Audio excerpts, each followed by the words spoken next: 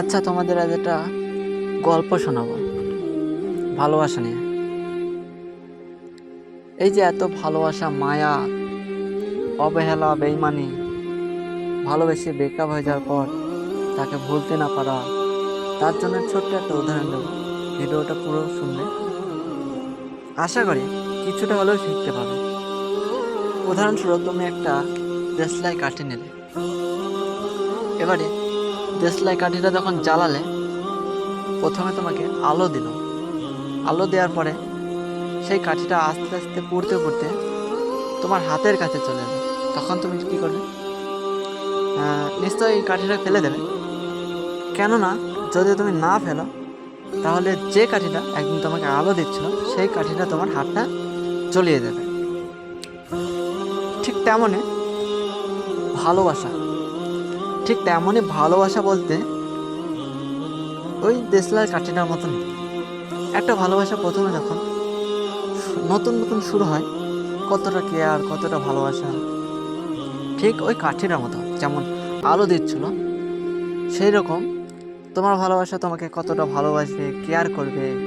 তুমি খেয়েছো কিনা, তোমার শরীর খারাপ কিনা, তুমি আজ কী করলে, সব কিছু যেন মনে হবে এই আমার সব। যেমন ওই কাঠিটাকে দেখে না,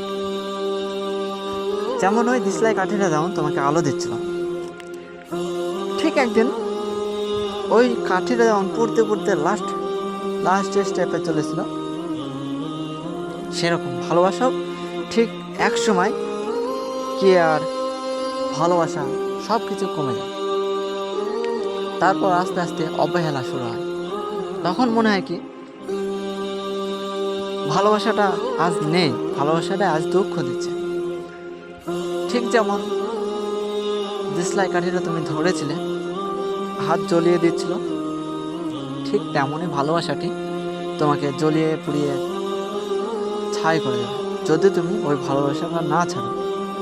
সেদিন তুমি ঠিক ওই মেজির কাঠিটা ছেড়ে দিয়েছিলে যখন তোমার হাতে তাত লেগেছিল। এবার ওই ভালোবাসাটাকেও ছেড়ে দিতে হবে দেশলাই কাঠিটার মতো। না হলে ওই দেশলাই কাঠিটা যেমন তোমার হাত জ্বলিয়ে দিয়েছিল, ঠিক তেমনই ভালোবাসা আস্তে আস্তে নিজের জীবনটাকে পুড়িয়ে পুড়িয়ে ছাই করে দেবে। এখনকার ভালোবাসা খুবই তুচ্ছ। ভালো লাগলে ভালোবাসা হয়ে গেল, প্রথম দেখাতে ভালোবাসা হয়ে গেল। বর্তমান জামানায় ভালোবাসা বলতে কিছুই হয় না। ভালোবাসা এটা যেটা মেলায় গিয়েছি, মেয়েটাকে চিনলাম না, জানলাম না, দেখে ভালো লেগে গেল, প্রপোজ করলাম, এটা ভালোবাসা না। ভালোবাসা হচ্ছে মনের মিলন, তা সবাই দেখাতে পারে না, বা বা সবাই মানে না। এখনকার ভালোবাসা ঘুরবো ফিরবো, কয়েকদিন এনজয় করবো, তারপরে ছেড়ে দেবো। আমারও বন্ধু আছে, আমার বন্ধুদের দেখেছি 2-3টে করে গার্লফ্রেন্ড আছে। আমার বান্ধবীও আছে, তাদেরও দেখেছি। মাস গেলে আমার জামা কাপড় কেনার শখ হয় না, ঠিক তেমনই আমার সেই বান্ধবী মাসে 2-3টে করে বয়ফ্রেন্ড চেঞ্জ করে। তো আমি একদিন ওকে বললাম যে ভালোবাসা মানে কি।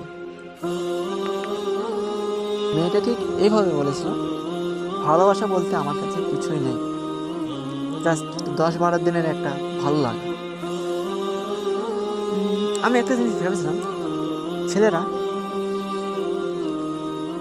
ভালোবেসে কি চায়? তার শরীর, আর কিছু আর কিছু না। এখনকার ভালোবাসা মানে শরীর চাওয়া।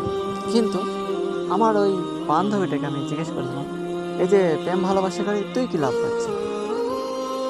তখন ব্যাস মেয়েটা বলেছিল যে আমি কিছুই পাই না এবং আমি কিছু দিইও না, বাট নেই। আমি তখন জিজ্ঞেস করেছিলাম কি নিস? তখন ও জিজ্ঞেস করেছিল, কেউ যদি আমাকে রিচার্জ না করে দেয়, তাকে আমি ব্লক করে দিই। আমি বলছিলাম বাস এটুকু, বাস রিচার্জ পাওয়ার জন্য, মোবাইল রিচার্জ পাওয়ার জন্য প্রেম? আমার বান্ধবী বলো না, আমি অবাক হয়ে বললাম, আর কিছু? আমার বান্ধবী বললাম, জাস্ট টাইম পাস। আমি বললাম, টাইম পাস তো অন্য কিছু দিয়ে করা যায়, কিন্তু তুই ভালোবাসা নিয়ে টাইম পাস করছিস। মেয়েটা বলল, হ্যাঁ। একটা জিনিস দেখবে, আমি মেয়েদের দুর্নাম করছি না, কিন্তু জিনিসটা ম্যাক্সিমাম ঘটে। 80% মেয়েরা বেঈমান, আর কিছু কিছু ছেলেরা আছে তারা বেঈমান। আমি আমার নিজের অভিজ্ঞতা থেকে বলছি, ছেলেরা মেয়েদের শরীর কেন চায়? ওই যে বললাম, মাস গেলে পোশাক পাল্টানোর মতো বয়ফ্রেন্ড চেঞ্জ করে, ওই ভয়ে। 20% মানুষ জাস্ট এনজয় করার জন্য, আর 80% মানুষ আমার মতোই ভালো। আমি একজনকে ভালোবেসেছিলাম, আমিও চেয়েছিলাম তার শরীর, কিন্তু তাকে আটকিয়ে রাখার জন্য সে আমাকে খুব অবহেলা করত। আমি ভাবতাম সে আমাকে ছেড়ে যাবে, এক্স্যাক্টলি সেটাই হয়েছে। আমি আফসোস করি, আমি কষ্ট পাই সে ছেড়ে যাওয়াতে, কিন্তু এটা ভেবে খুশি হয় যে আল্লাহ যা করে ভালোর জন্য করে। তো আমি সেই মেয়েটার শরীর চাতাম, জাস্ট এটা ভেবে যে মেয়েটার শরীর একবার ভোগ করতে পারলে মেয়েটা আর কখনো ছেড়ে যাবে না। জানি না এটা আদৌ সত্যি কথা কিনা, কারণ এমনও মেয়ে আছে যারা ভার্জিনতা হারিয়ে ফেলেছে। তো মেয়েটা আমাকে খুব অবহেলা করত, ভালোবেসেছিল কতটা ঠিক জানি না, কিন্তু আমি যতটা ভালোবেসেছিলাম তার 20% যদি ভালোবাসতাম ছেড়ে যেতে পারতাম না। তার জন্য এখনো খুব কষ্ট হয়, তার জন্য অনেক ঝামেলা করেছিলাম, তবু সে আমার সাথে নেই। আমি এটা বলতে চাইছি না, আমি আমার কথা বলতে চাই না, তারপরেও একটা উদাহরণস্বরূপ বললাম। একটা জিনিস দেখো, যে মেয়েকে তুমি ভালোবাসো না, সেই মেয়েটা অন্য একটা বয়স্ক কাকুর সাথে বিয়ে করে তার সাথে সংসার করবে, তোমাকে তোমার মন নিয়ে ছিনিমিনি খেলার পরে তোমাকে বলবে ভালো থেকো। কি আজব, তাই না? তাই সর্বশেষ এটাই বলবো যে ভালোবাসার পেছনে টাইম নষ্ট করার থেকে আমার মনে হয়, আমি আমার ব্যক্তিগত থেকে বলছি, মেয়েদের পিছনে ছোটার থেকে টাকা ইনকাম করা অনেক ভালো। যখন তোমার টাকা হবে না, তোমাকে যে ছেড়ে চলে গেছিল না, তার বাবাই তোমার পেছন পেছন ঘুরবে। টাকা এক এমন জিনিস যেটা থাকলে বন্ধু বান্ধব সবাই খুঁজবে, আর টাকা না থাকলে কেউ খুঁজবে না।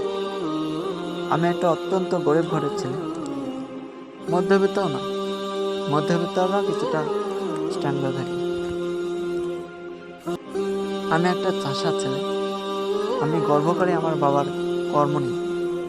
সর্বশেষ এটাই বলবো যে আমি যদি কোনো ভুল বলে থাকি, এতগুলো কথার মধ্যে ভুল তো আছেই, তো আমি যদি ভুল বলে থাকি সেই ভুলগুলো আমাকে দেখিয়ে দেবেন, কমেন্ট করো। তোমরা কমেন্ট করলে আমার খুব ভালো লাগে। আর ভিডিওটা কেমন লাগলো কমেন্ট করে জানাবে।